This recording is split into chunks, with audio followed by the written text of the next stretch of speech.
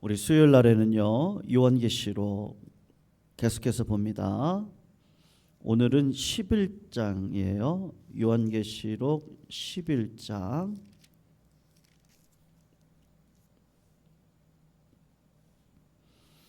11장 1절에서 14절까지요.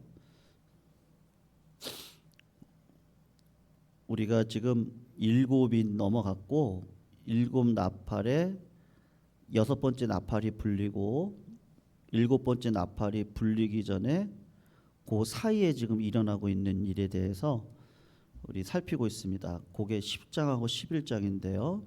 우리 10장까지 봤고 이제 11장 1절에서 14절 교독으로 읽습니다. 11장 1절 제가 먼저 읽습니다. 또 내게 지팡이 같은 갈대를 주며 말하기를 일어나서 하나님의 성전과 제단과 그 안에서 경배하는 자들을 측량하되 성전 바깥 마당은 측량하지 말고 그냥 두라.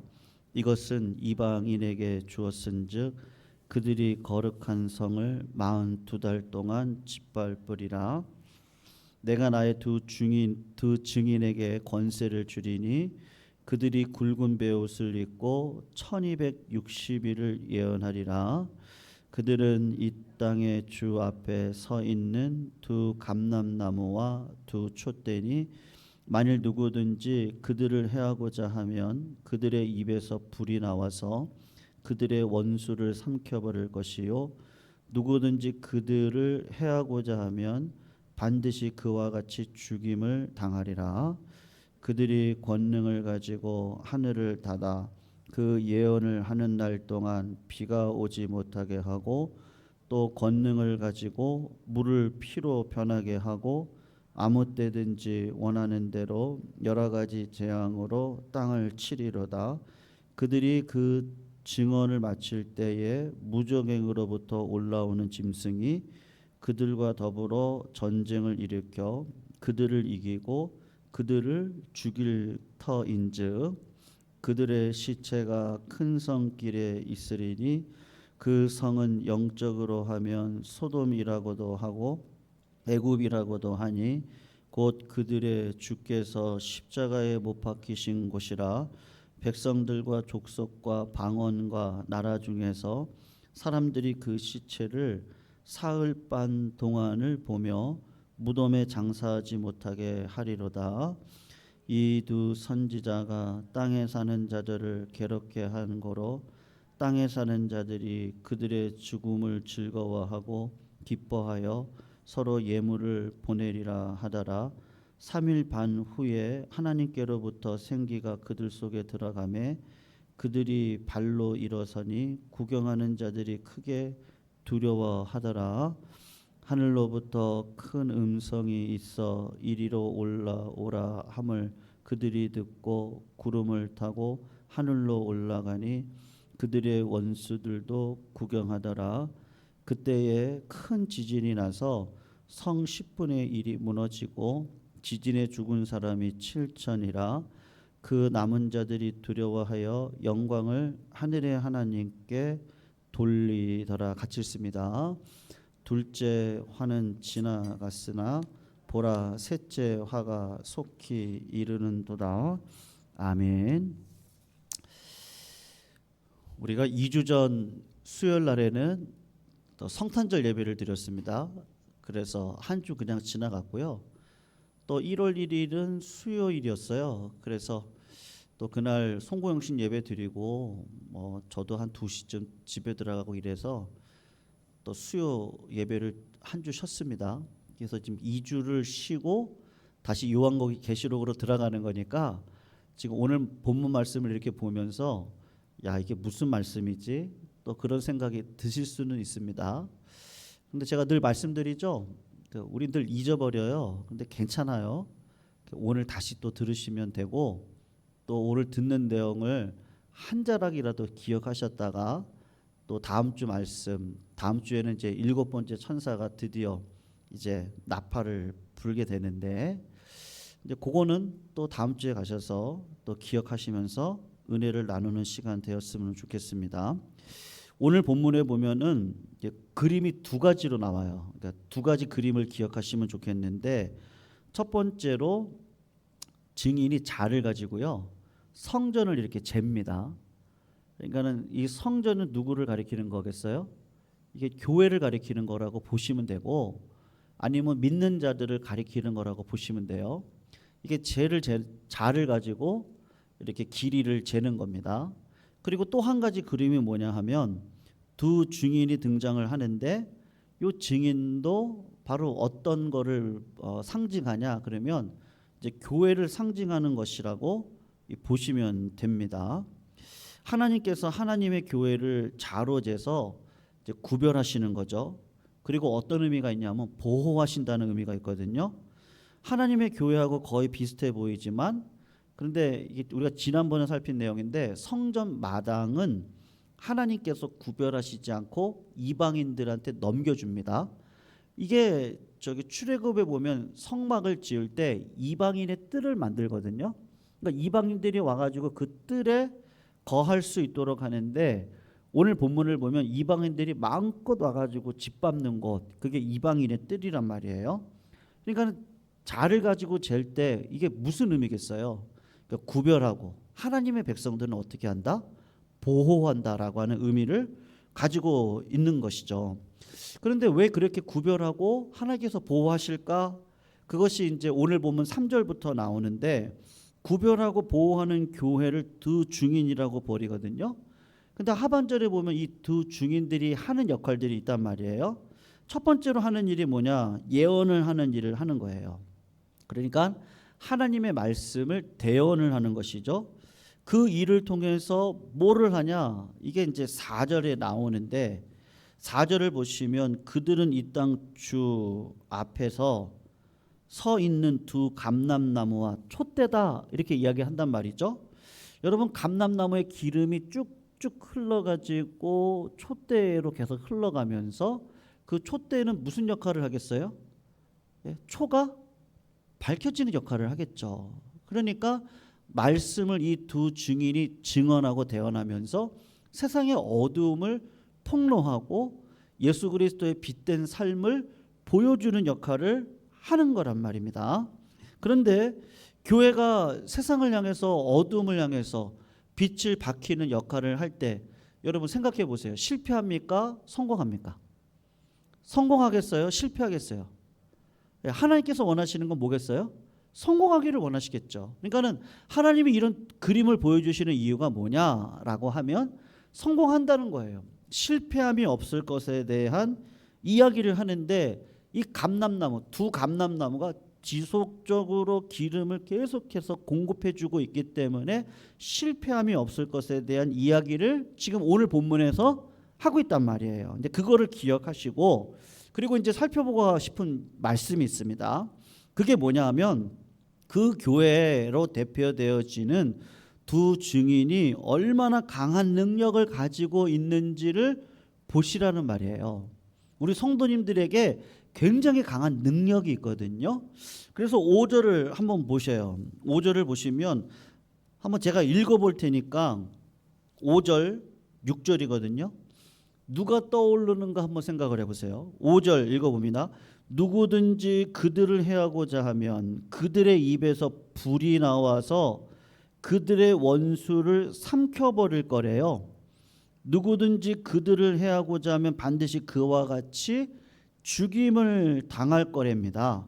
그들이 권능을 가지고 하늘을 닫아 그 예언하는 날 동안 비가 오지 못하게 했대요. 누가 기억나세요? 누구요? 엘로 시작하는데요. 엘리야요. 그죠? 자, 그리고 그 다음을 보세요. 또 권능을 가지고 6절 중반절입니다. 물을 피로 변하게 하고 아무 때든지 원하는 대로 여러 가지 재앙으로 땅을 치리로다. 야, 물이 피로 바뀌는, 나일강이 피로 바뀌는 사건을 일으켰던 증인은 누구겠어요? 모세. 맞죠? 여러분, 예수님이 변화산상에 올라가셔서 제자 셋을 데리고 올라가시잖아요. 그리고 예수님이 아주 그냥 흰 천사와 같이 변화가 되시면서 거기서 두 증인을 만나는데 누구를 만나죠? 모세하고 엘리야를 만난단 말이에요. 그리고 난 다음에 십자가 달려 돌아가시거든요. 지금 똑같은 그림을 요한계시록에서 보여주고 있는 거예요. 그러니까는 이 두 증인은 엘리야와 모세를 가리키는 거죠. 상징적으로 오늘 본문을 보니까 입에서 불이 나와서 원수를 소멸하는 거, 엘리야가 갈멜산에서 전투하면서 불을 내리는 신이 참신인 거를 우리가 한번 증명해 보자. 그럴 때 하늘에서 불이 내리게 할 때 엘리야를 하나님이 쓰시죠. 그리고 기도할 때 하늘문이 닫혀서 3년 이상 비가 오지 못하도록 했던 것도 엘리야의 능력이란 말입니다. 그리고 모세를 생각해 보시면 물이 변하여 피가 되게 하고 원하는 재앙으로 땅을 치게 하는 것, 이 모든 것들은 다 누가 한 거예요? 하면 모세가 했단 말이죠. 그러니까 성도님들, 지금 이 두 증인은 우리가 똑같은 증인의 삶을 살아가는데 그런 증인들에게 이런 능력이 있다는 거예요. 그러니까 교회가 강한 교회라는 거예요. 그런데 이 당시 요한계시록을 저었던 사도 요한의 이 서신서를 돌렸던, 회람을 했던 이 서신서를 받았던 자들은 실제적으로 어떤 삶을 살아가고 있었어요? 예수님과 똑같은 삶을 살아가고 있었거든요. 그런 능력이 있는 자들인데 예수님이 십자가에 달려 돌아가시듯 이 요한계시록을 받았던 회중들도 똑같이 고난 가운데 살아갔단 말이에요. 여러분, 고난 가운데 살아가고 있는 이 교회, 고난 가운데 살아가고 있는 이 성도, 그 고난으로 인해서 담력을 잃어버리고 풍전등화와 같이 무너질 것 같은 그런 교회 성도들의 삶 가운데 오늘 이 서신서를 통해서 보여주고 싶은 게 뭐냐면 여러분들은 무너질 백성들이 아니라는 거예요. 누가 붙들고 있다는 거예요? 하나님이 엘리야를 붙들어 주시듯, 하나님이 모세를 붙들어 주시듯 우리 성도님들을 지금 붙들어 주신다. 근데 현실은요, 고난이란 말이에요. 언제 꺼질지 모르는 풍전등화와 같은 삶을 살아가고 있단 말입니다. 그런데 그러한 자들에게 진짜 능력이 드러나는데 오늘 5절 6절에서 한번 보시면, 여러분 보세요. 만일 누구든지, 5절을 보시면 만일 누구든지 그들을 해하고자 하면 그들의 어디에서 불이 나온다 그래요? 입에서 불이 나온다고 이야기를 하고 있습니다. 입에서 불이 나와서 원수를 태웁니다. 그 다음에 입에서 뭐를 하는 거예요?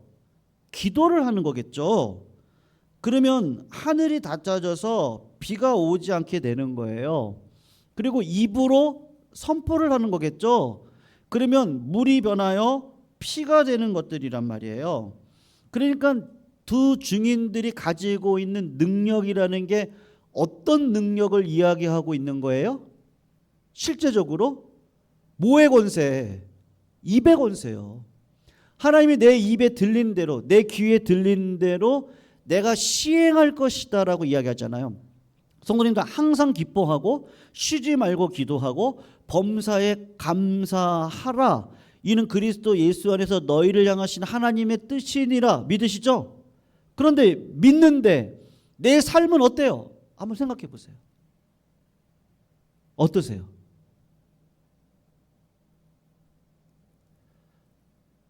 어떠세요?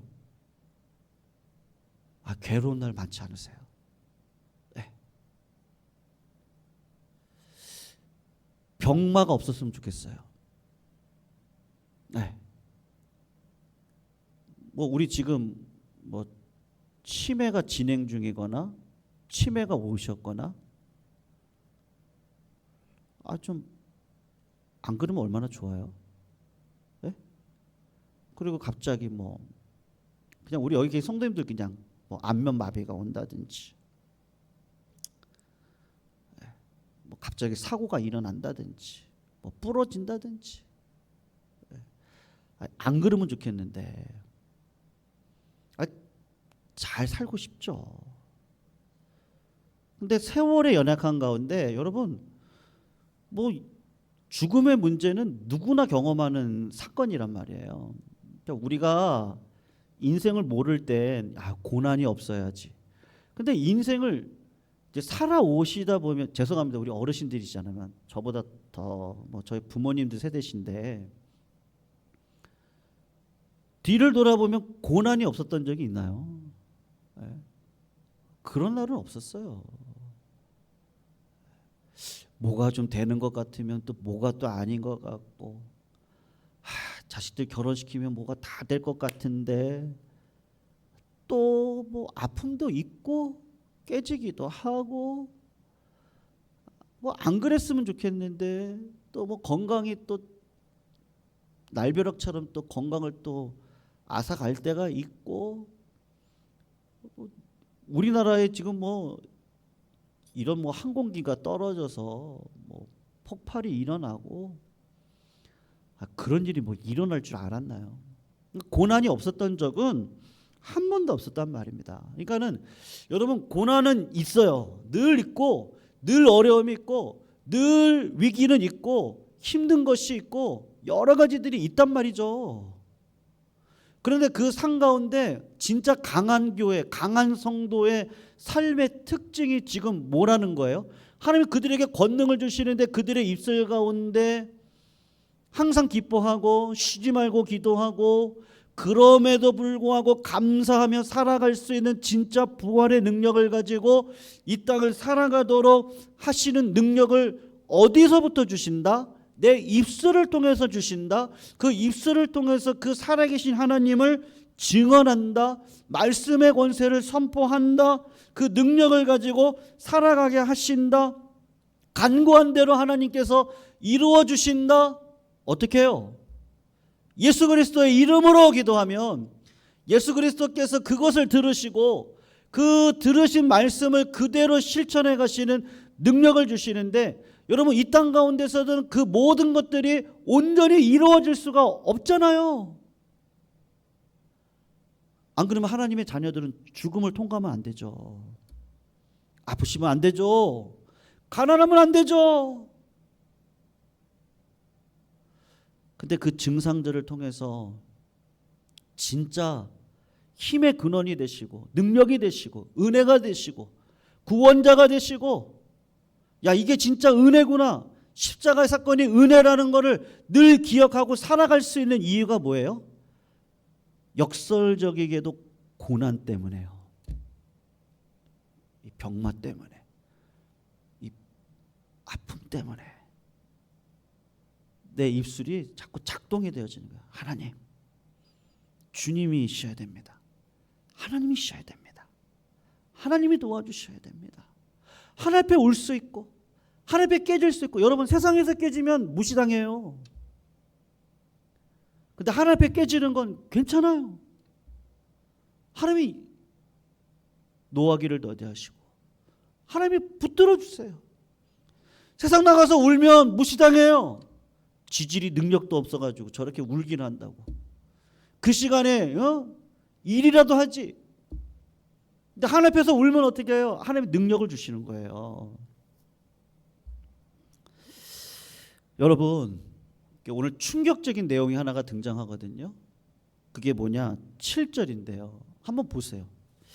분명히 강한 교회예요. 그런데 그 교회의 현실은 뭐예요? 7절을 보시면 그들이 그 증언을 마칠 때 무적행으로부터 올라오는 짐승이 그들과 더불어 전쟁을 일으켜 그들을 이기고, 그들을 어떻게 한대요? 깜짝 놀랄 일이 벌어지는 거예요. 죽인대요. 여러분, 제가 아까 말씀드렸죠. 두 증인은 엘리야와 모세로 대표되어지는 교회입니다. 그런데 교회가 무적행으로부터 올라오는 짐승에 의해서 싸워서 어떻게 된대요? 지고 죽임을 당한대요.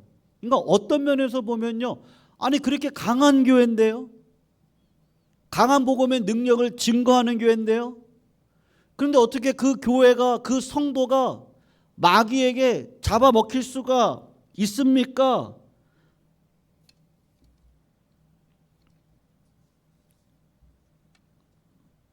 성도님들 무슨 말이죠?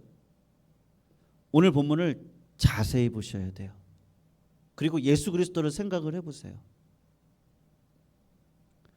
주님이 어떻게 하셨죠? 똑같이 로마의 군병들과 바리새인들, 서기관들, 대제사장들에 의해서 죽임을 당하죠. 그리고 우리들도 똑같아요. 이 땅을 살아가면서 믿음으로 살아갈 때 세상이 우리를 이길 수밖에 없는 상황 속에서 우리를 불러가는 게 믿는 자의 현실이에요. 그런데 언제 죽어요? 오늘 본문 그거를 놓치시면 안 돼요. 다시 한번 7절을 보세요. 뭐라고 얘기하죠? 그들이 뭐를 마칠 때요? 증언을 마칠 때. 이게 중요한 단어입니다. 여러분, 하나님께서 사명이 있는 자는 책임져 주십니다. 믿으시기를 축원합니다. 사명이 있는 자에게 하나님이 끝까지 책임져 주세요. 그 사명이 남아있으면 하나님이 절대로 데려가시는 법이 없어요. 근데 사명이 끝나요. 그럼 어떻게 하는 게 좋아요? 네? 빨리 하나님 앞에 가야죠. 사명자로 살다가 사명자로 하나님 앞에 부름받는 건 최고의 복 아니에요? 그렇다고 뭐 일부러 빨리 가자 얘기 아닙니다. 오해하시면 안 돼요. 그런 얘기가 아니고, 성도님들 교회를 한번 생각해 보세요. 교회를요. 여러분, 교회는 날마다 개혁되어져야 되고 교회는 날마다 새로워져야 됩니다. 여러분, 새로워질 때 여러분 우리 여기 밑에 우리 카페 보면은 이렇게 지금 뭐 나무들도 있고 여러 가지가 초록색으로 파릇파릇하게 있잖아요. 자세히 보세요. 자세히 보시면 거기 밑에서 죽어가는 잎들이 있어요. 위에서는 새로운 잎들이 팍팍 나는데 밑에서는 예전 것들이 다 죽어가고 있거든요. 네? 그러니까 성도님들, 하나님께서 그게 맞춰지면, 사명이 되면, 사명을 다하면 죽이시는 거예요. 그리고 새 잎이 일어나도록 하나님께서 인도해 가시는 게 자연의 법칙이란 말이에요. 그러니까 이 땅을 살아가면서 여러분 교회를 한번 보세요. 지금 영국 교회, 제가 미국에 유학했던 2000년 초반 시절에 제가 섬겼던 교회가 있었는데 그 교회가 미국 교회를 빌려가지고 예배를 드렸었거든요. 한인교회가. 근데 그 미국 교회를 가시면, 제가 그때 미국 교회 2008년, 9년, 10년도니까요. 미국 교회를 가서 보면 여러분 애들이 없어요. 미국 교회가 다 시니어들만 계셨어요. 그러니까 성공회 교회를 빌렸거든요. 물론 이제 젊은이들이 있는 교회들이 많았습니다만 이미 교회가 많이 쇠락해 있어요. 그러니까 영국도 마찬가지입니다. 영국 교회가 옛날에 뭐 찰스 스퍼전 목사님이나 이런 분들이 목회할 때 한창 부흥할 때였어요. 그리고 뭐 교회가 막 3,000명, 4,000명, 5,000명 막 그렇게 모였거든요. 웨스트민스터 교회 같은 교회는 굉장히 유명한 목사님들이 많이 목회했던 교회였어요. 굉장히 부흥했던 교회였어요. 근데 지금 가면 어떤지 아십니까? 몇 명 모일 것 같아요? 80명? 근데 세대를 보면 누구들만 있을 것 같아요? 어르신들만 있거든요. 그 교회가 죽은 거예요? 생각해 보세요. 죽은 겁니까? 미국 교회도 똑같은 방식으로 굉장한 부흥을 1900년도 초반에 막 일어났었어요. 그리고 교회가 막 부흥하고 그 교회가 부흥했던 교회들의 뭐 북장로 교회, 감리교, 침례교 선교사들이 다 어디로 오는 거예요? 한국 땅으로 다 넘어와서 한국의 부흥의 불길을 지폈단 말이에요. 그리고 한국 교회가 1970년대, 80년대 막 불같이 일어났어요. 그리고 불같이 일어난 그것을 가지고 어디를 향해서 달려갔어요? 중동, 중국, 동남아를 향해서 이게 불길이 자꾸 옮겨지는 거예요. 그리고 한국교회가 지금 또 어떤 증상 가운데 있어요? 또 똑같은 길을 걸어가고 있다니까요. 똑같이 똑같이 가고 있어요 지금요. 여러분 큰 교회예요. 청년들이 몇 명 있을까요? 뭐 3만 명, 4만 명 모인다는 교회라 그래요. 그러면 청년들은 몇 명이 있어야 되겠어요? 지금 한국 교회를 얘기하는 거예요.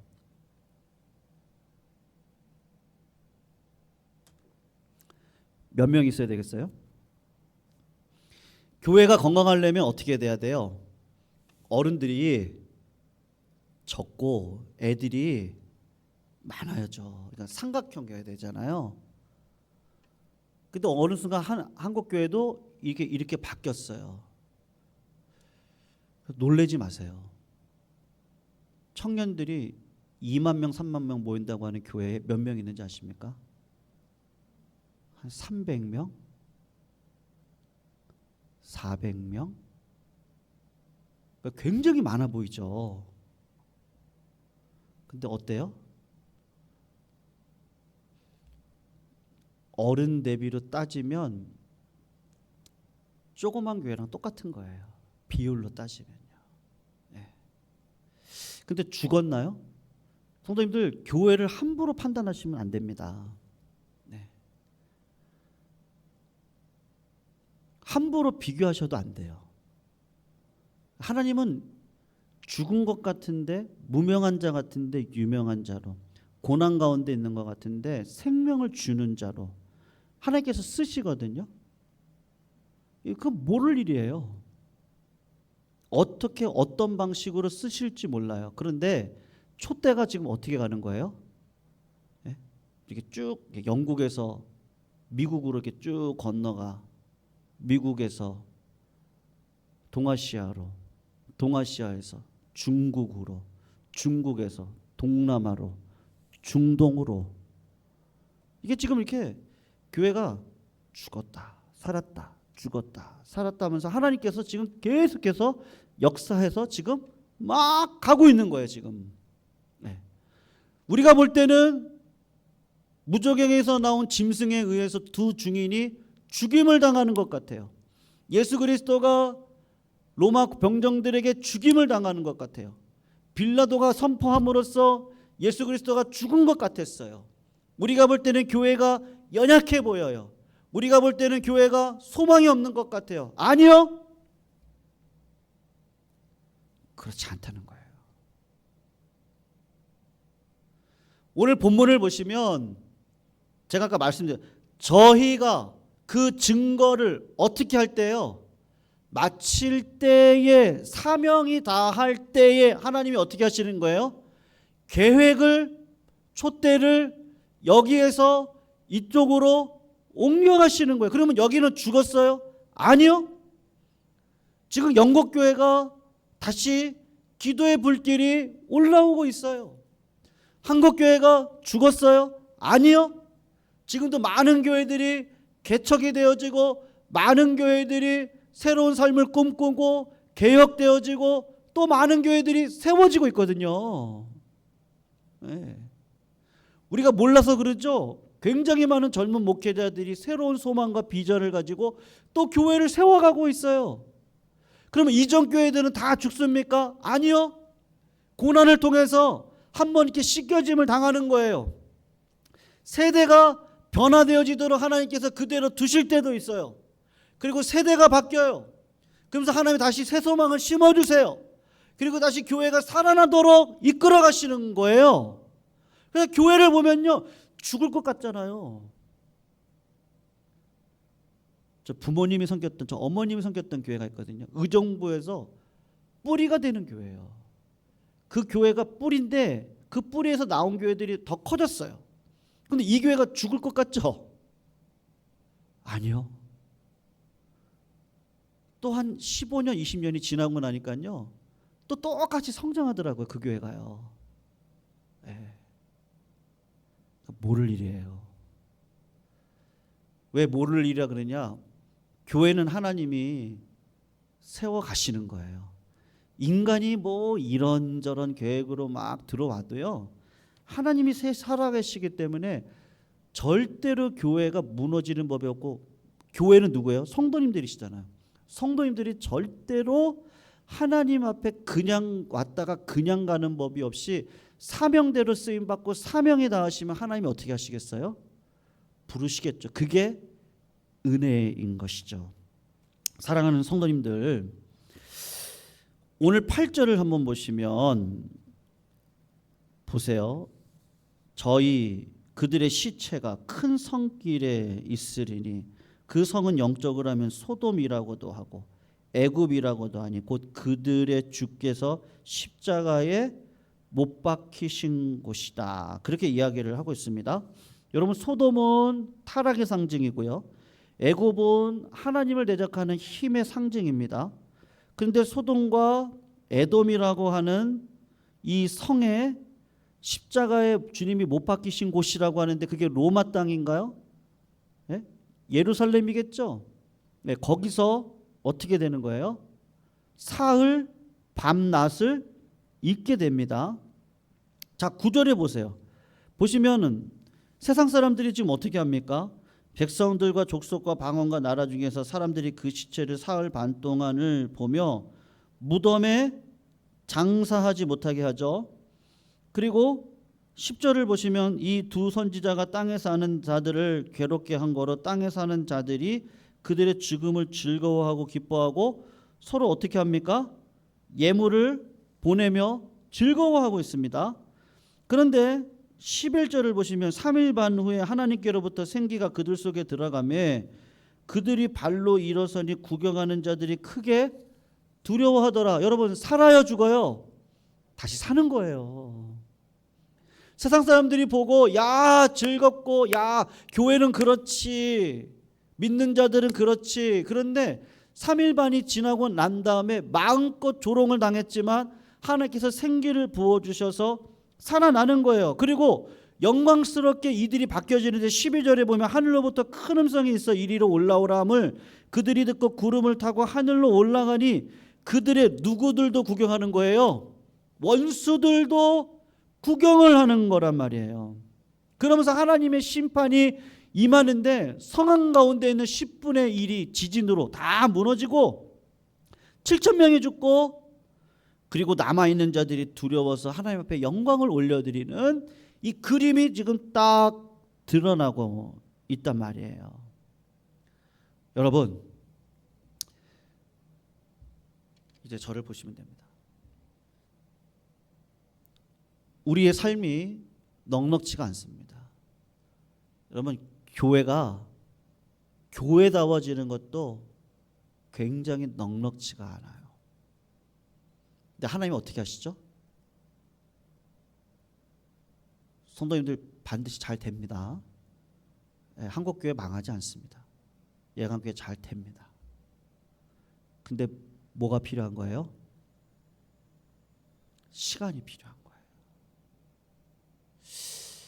거예요.